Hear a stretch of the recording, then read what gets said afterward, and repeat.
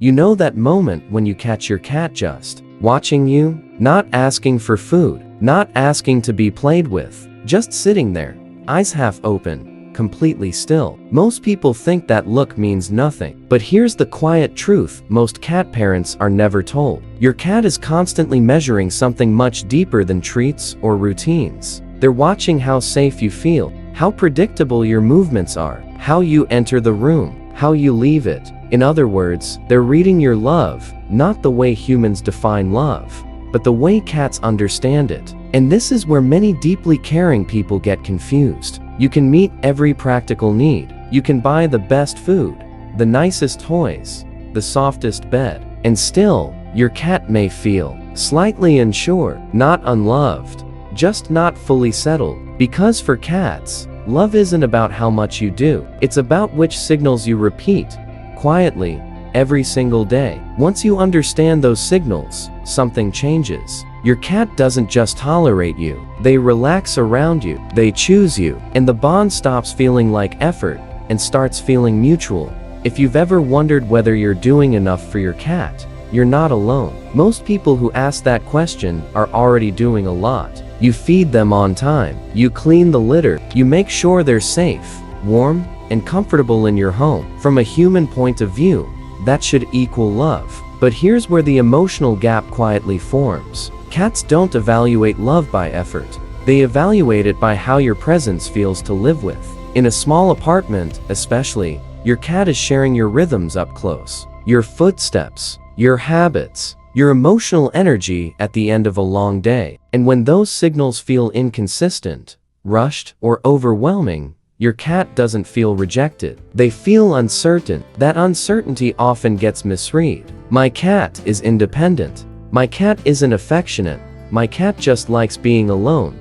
But in many homes, what's really happening is simpler and gentler. Your cat hasn't decided not to love you. They're still deciding whether it's safe to fully relax around you. That's an important difference. Because safety is not created by intensity, it's created by repetition. Small, predictable moments, the same tone, the same calm gestures, the same emotional temperature. Once your cat senses that your presence follows a pattern, they can trust. Their body changes first, long before their behavior does. Breathing slows, muscles soften, eyes linger a little longer on you. Love, for cats, begins there, not with closeness, but with calm. Here's the part most people miss. Cats don't experience love as an emotion first. They experience it as a state of safety in the body. Before affection shows up, their nervous system has to relax. That's not personality, that's biology. Cats evolved as both predators and prey, which means their brains are constantly scanning for control, predictability, and exit options, especially in enclosed spaces like modern apartments. So when your cat watches you, they're not judging your intentions. They're tracking patterns. What time you move, how abruptly you change direction, whether your attention feels sudden or earned. This is why small daily behaviors matter more than big gestures. And this brings us to 6 signals your cat reads every single day. The first is the hand offering ritual. When you extend your hand and pause without touching, you're doing something powerful. You're letting your cat decide the distance. In feline terms, that's consent. And consent is the fastest shortcut to trust. The second is strategic ignorance. When you enter a room and don't immediately engage, your cat's brain relaxes. You're no longer a moving variable. You become predictable. That sense of control is deeply soothing to a cat. Third, invisible space bubbles. Your cat's comfort distance changes throughout the day. What feels welcoming in the afternoon may feel overwhelming at night. When you respect those shifting zones,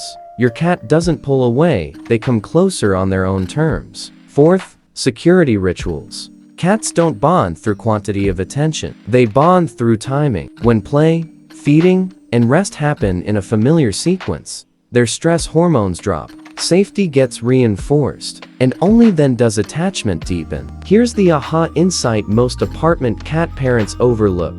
In small living spaces, predictability matters more than proximity. Being near your cat all day doesn't create closeness. Being emotionally readable does. The fifth signal is non-touch communication. Slow blinks, soft voice patterns, pauses. These tell your cat you're choosing vulnerability instead of control. Neurologically, their brain processes this the same way bonded cats groom each other. And finally, the scent bond. Your cat doesn't just recognize you visually, they recognize you chemically. When they rub against you or sleep on your clothes, they're building a shared identity, a group scent. That's not neediness. That's belonging. All 6 signals work together, not loudly, not dramatically, but cumulatively.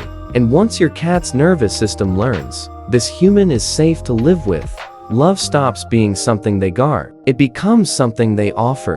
Now, let's make this practical in a way that fits real life, real apartments, and real schedules. You don't need more time. You don't need more toys. You don't need to try harder. You just need to become more readable to your cat.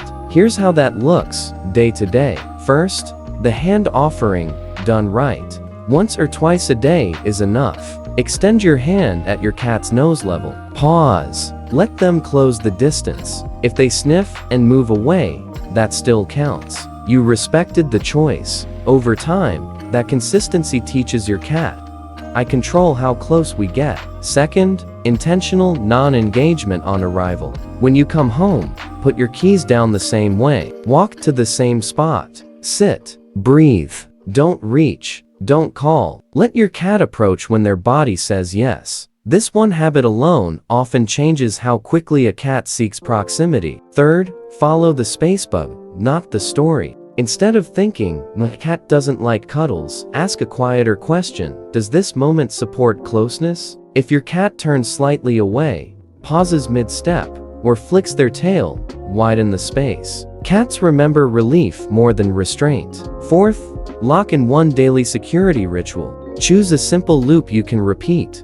5 minutes of play, then food, then quiet. Same time, same order. This tells your cat's nervous system that the environment is stable, and stability is what allows affection to grow. Fifth, practice non-touch connection. Slow blink once. Look away. Use the same gentle tone when you speak. Not high, not excited, familiar. You're teaching your cat that your attention doesn't demand anything back. Sixth, allow scent sharing without correcting it. If your cat sleeps on your clothes or rubs against you before bed, don't redirect them. That's not a habit to fix. That's a bond being reinforced. Here's what to watch for over time. More frequent room sharing, sitting with their back to you, choosing your side of the couch, soft vocal sounds that weren't there before. These aren't tricks, they're feedback. And the moment you stop trying to earn your cat's affection, something shifts. They start offering it.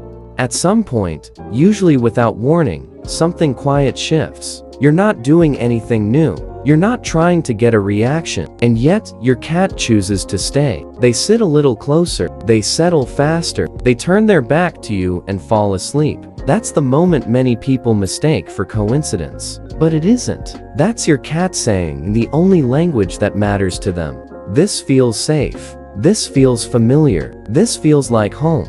Not because you did more, but because you became consistent. Cats don't need constant reassurance. They need emotional clarity. When your movements are predictable, when your attention doesn't demand, when your presence doesn't rush or overwhelm, your cat's body makes the decision before their mind ever does. And once that decision is made, love stops being cautious. It becomes quiet companionship. So tonight, don't change everything. Just notice one moment. The way your cat watches you when you sit down. The distance they choose. The breath they take when nothing is asked of them. That's where the bond lives. Not in grand gestures. Not in perfection. But in the calm you repeat inside your home with your cat.